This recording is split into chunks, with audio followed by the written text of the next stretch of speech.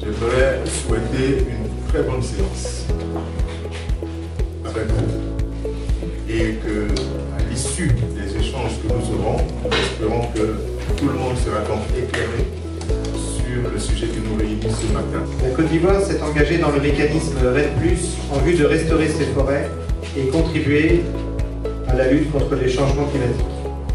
Dans le cadre de ce mécanisme, elle met en œuvre depuis 2020, à travers un contrat d'achat des réductions d'émissions avec le Fonds carbone de la Banque mondiale, le projet de paiement des réductions d'émissions autour du parc national de Taï, qu'on appelle en sigle le PRÉ. Le PRÉ propose une approche innovante de paiement mobile directement aux bénéficiaires.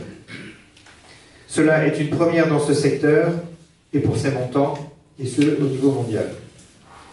Pour ce faire, il faut que les différents bénéficiaires soient connus de façon exhaustive, ainsi que les activités que ceux-ci ont réalisées et qui ont contribué à réduire les émissions. La Côte d'Ivoire a participé récemment à la 28e conférence des parties sur les changements climatiques à Dubaï, au cours de laquelle son Excellence, Monsieur le Vice-président de la République, dans une déclaration faite le 3 décembre, a affirmé que la Côte d'Ivoire est aujourd'hui prête à émettre des crédits carbone résultant de la forêt de Taï qui dispose d'une forte capacité de séquestration de carbone.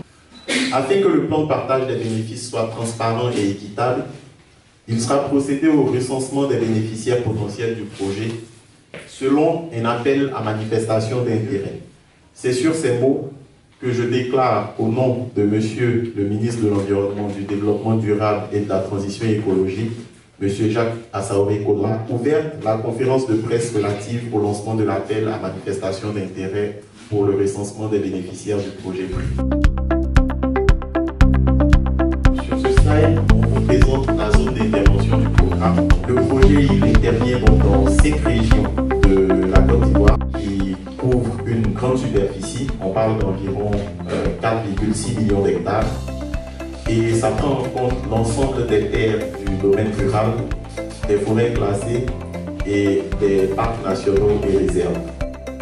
2 modes de paiement. Une fois qu'on a vérifié que vous avez effectivement réalisé les activités qu'il faut et que vous avez droit à ce montant peut vous être livré par virement bancaire lorsque vous avez un compte. La grande partie est constituée donc de bénéficiaires qui, pour la plupart, ne disposeront pas forcément de compte bancaire.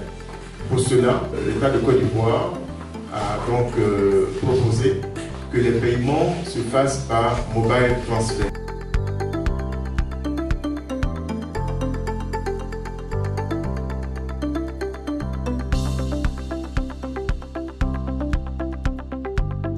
Donc vous avez un message de félicitations qui vous dit que votre compte est bien ouvert.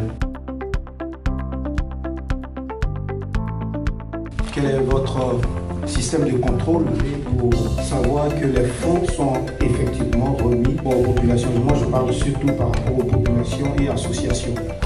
Alors, le paiement se fait, comme on l'a dit, par virement bancaire ou par paiement mobile money, en respectant la grille du partage des bénéfices. Bon, pour ce qui concerne les bénéficiaires qui n'ont pas de compte, donc qui seront payés par mobile transfert, une fois que leur nom est validé, le travail est validé, on leur attribue une puce. Donc nous on reçoit la liste des bénéficiaires avec le numéro de téléphone. Et là c'est individuel. Chaque bénéficiaire individuel a un numéro. Un numéro qui est attribué. Ministre de l'Environnement, du Développement durable et de la Transition écologique, Conan Jacques Assaoré, je déclare close la cérémonie d'appel à manifestation tenue ce jour.